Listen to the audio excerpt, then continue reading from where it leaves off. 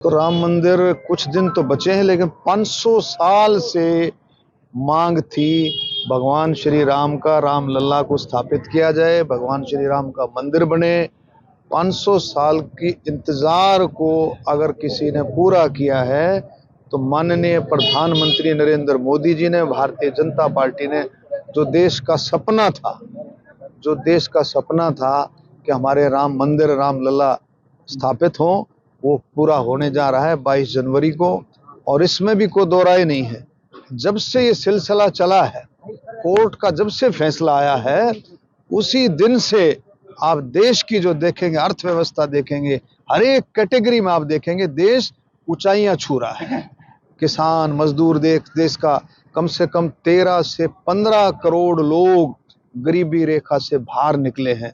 तो ये सारे का सारा स्पोर्ट्स में आप देखें, किसानों की बात देखें, आप जो है नौजवानों की बात देखें, अपने जो काम शुरू करने की बात देखें, महिलाओं के काम हुए हैं, बुजुर्गों के लिए देखें, शहीदों के लिए, स्वतंत्रता सेनानियों के लिए, हर एक कैटेगरी के लिए देश जो है दिन दुगनी रात चौगुनी मेहनत करके देश आगे बढ़ रहा है। राहुल गांधी एक बार फिर यात्रा कर रहे हैं, किस तरह देखते हैं? वो उनका अपना पर्सनल है, अपना पार्टी का है, यात्रा करें। हमें अपना देखना है कि माननीय प्रधानमंत्री नरेंद्र मोदी जी क्या कर रहे हैं, देश के लिए कितनी आगे देश को बढ़ा रहे हैं। उनकी अपनी सोच है, उनको पता ही नहीं है कि अभी किस तरह से क्या राम मंदिर बन रहा है, देश कितना गदगद हो रहा है, देश के अंदर कितना माहौल है, देश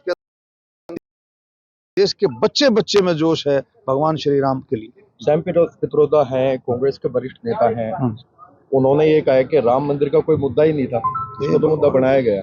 अरे भाई, राम मंदिर का मुद्दा तो 500 साल से है, 500 साल से है। आपको पता होगा सन 1991 में जब बाबरी मस्जिद का जब हुआ तो राम मंदिर का मुद्दा नहीं था। वो क्या था? 91 जब नरसिम्हा राव जी प्रधानमंत्री थे तो तब क्या था? अडवाणी जी जब रथ लेकर के यात्रा चले थे तो क्या था? 91 की बात कर रहा हूं। तो ये तो 500 साल पुराना मुद्दा है, लेकिन ये भारतीय जनता पार्टी ने नरेंद्र मोदी जी के नेतृत्व में इसको पूरा किया है। ये सबसे बड़ी बात है।